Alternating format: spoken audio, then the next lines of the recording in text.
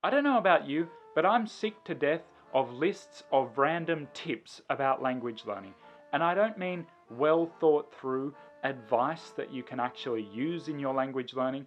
I mean random tips from who knows who on the internet. So I'm going to give you some tips.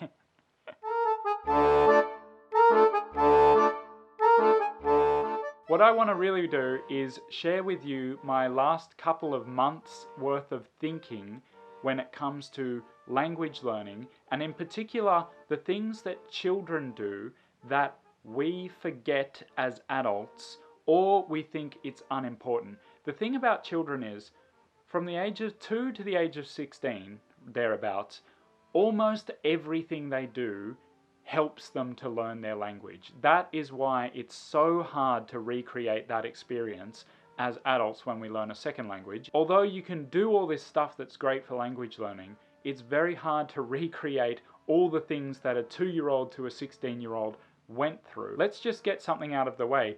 Children do not have some special fairy dust that makes them amazing language learners.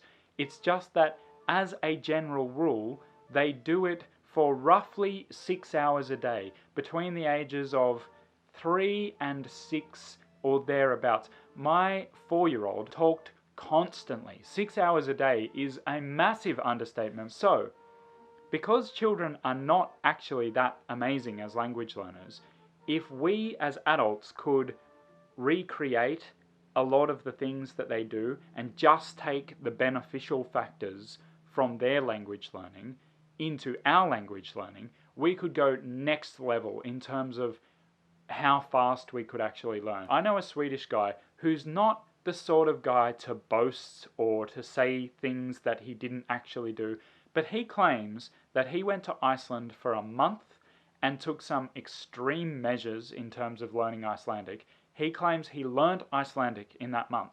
1 month. I get that Swedish and Icelandic are not that far apart.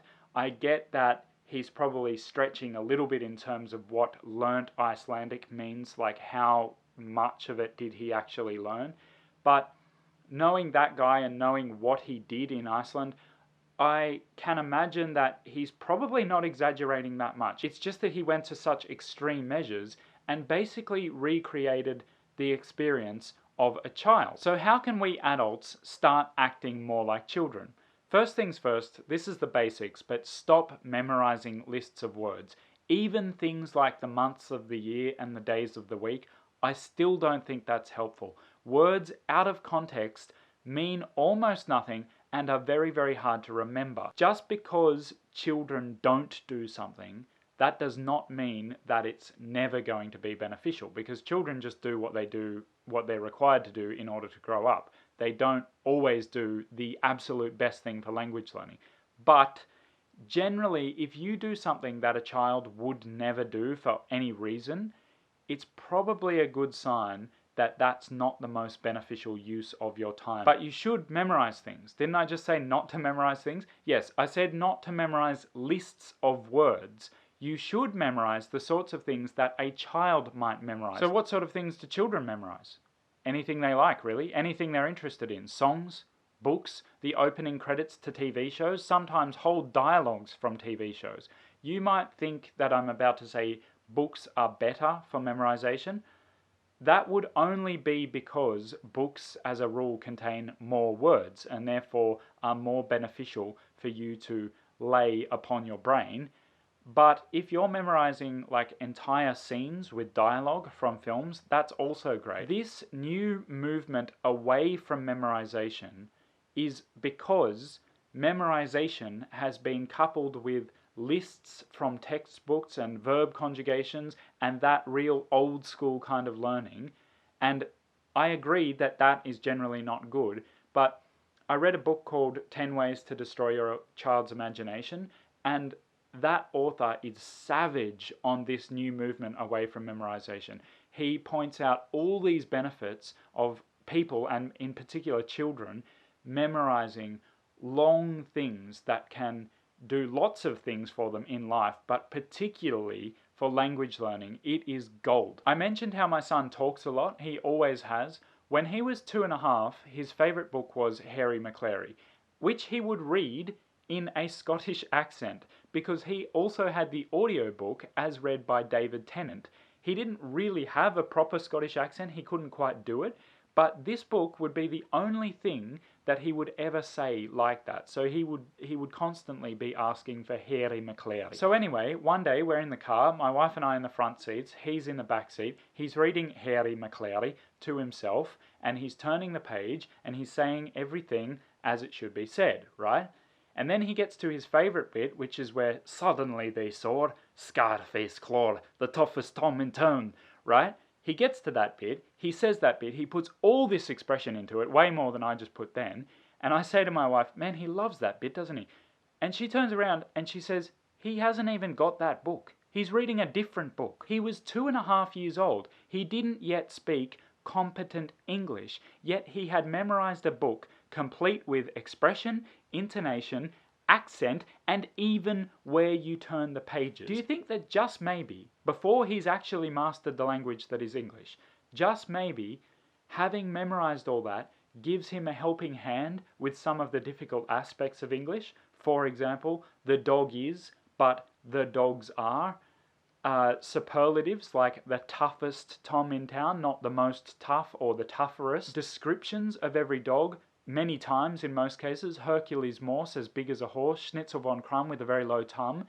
Rhyming, while we're on that matter. There's been a lot of research into rhyming and how it helps kids with their language learning, and it does. There's also little tricky things like as big as a. Right? He didn't memorize it a little bit. He had every word for word, as big as a horse. You will hear non-native speakers make that mistake. As big like a horse. As big a horse. They'll not say as big as a. My son had memorized that before he could actually speak English. That's another thing that kids' material does. It repeats itself a lot. Often it repeats itself in some kind of pattern, like it repeats itself and then they'll add something and then they'll repeat those two things and then they'll add a third thing and so on and so on. There's a reason they do that. It's not just so that the authors or songwriters can get away with writing less material. It's because it helps kids to know where they're at in that context. As adults, we tend to be too proud for that. We tend to think, I don't need that much repetition. But we do. It's so helpful. It's particularly helpful because we can cope with a little bit more cognitively if the repetition is thrown into different contexts. Permutational repetition. That's the Michel Thomas method, basically.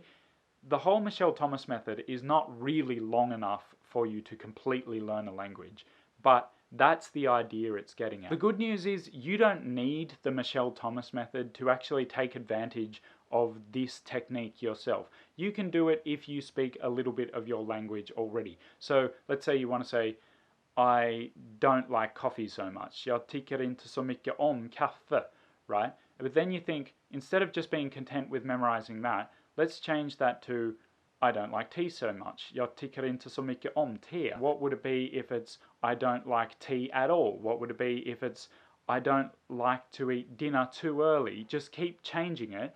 Short of doing that, just go with straight repetition. Kids' books are very good for this. If you think that your language is pretty good, try a kid's book. Let's see how good it really is. Unless you really are that good that you really don't need a kid's book. But most of the time, you'd be surprised by how many words and phrases kids' books use that you've never heard before. They are really great for language learning as adults. Don't be too proud to use them. That goes for movies and shows as well. Don't be too proud to watch one movie, particularly if it's got a lot of dialogue, over and over again in your target language. Remember, kids do this. They watch single episodes of shows or single movies over and over again. They basically never get sick of them. When you think about the language that is in kids' movies particularly, it's not dumbed down. Think about almost any of the Pixar movies from the last 15 years. They're not dumbed down at all. They've got very complex language in them. But that's okay because kids watch them heaps. They don't understand the language in there. It builds their core of language learning. They start knowing words and phrases and ways to put things together without actually knowing that they know them and without understanding their meaning. you can recreate this as an adult. You can do it yourself. I just watched Troll Hunters. It's a kids show. It's a great show, by the way. I would have watched it earlier if I'd known how good it was. I watched it in Swedish. It was fantastic. They talk about the same topics a lot. I learned the word for like shapeshifter and like the Holy Merlin and all. I mean, sounds useless, but the thing is, it's all part of your core. And if I'm going to get as good in Swedish as I want to be, I need to know those words. It's good to watch kids shows. It's good to watch the same shows and movies over and over again. Do it. If you really want to get to the level of even C1, but especially C2 in a foreign language, you can't afford to worry about what vocabulary is useful and what isn't. Do kids do that? No. Kids learn all sorts of words that they actually have no idea how to use, and you'll hear them use them incorrectly all the time. A 10-year-old kid in their native language generally has a bigger vocabulary than you do in a non-native language, unless you are at least C1, I would say. Which means they have learnt more words, which means you should just learn all the words that you can. It doesn't matter what they are. They will come in handy one day. The thing that trips us up as adults a lot, we're always worried that we're going to waste our time language learning. That's silly, because if you do not have time to waste not learning a language, as in if you spend 10 minutes a day only learning your language, but you never actually learn it, then you've wasted that time. You're better off using a method that will work even if you don't think it's very efficient. The irony is, if it's really that effective and if kids are doing it, then it's probably very efficient as well, because as an adult, like I said before about our cognition is just better, it's superior, so as we do things that kids do, we don't need to spend as much time doing it as they do, but we can almost guarantee that it is an effective way to learn a language. But I want you to be asking yourself in future, is this activity something a child would do? And if not, am I sure that it's beneficial? Are you sure that what you're doing does actually advance your language learning? As a general rule, you can only be sure if that's what you've been doing thus far and it's been working. But if you're doing something that someone's told you to do, one of those tips, that a child would never do this, then stop doing it. Start acting like children. Guys, I'm going to be back with more language learning videos soon. This channel is all about foreign languages, so that includes series and movie reviews of foreign language films and series. It also includes videos like this on language learning methodology, so please hit the subscribe button because I love to have more people to share my ideas with. Wherever you are, whatever language you call your own, I hope you really enjoy this, and saith!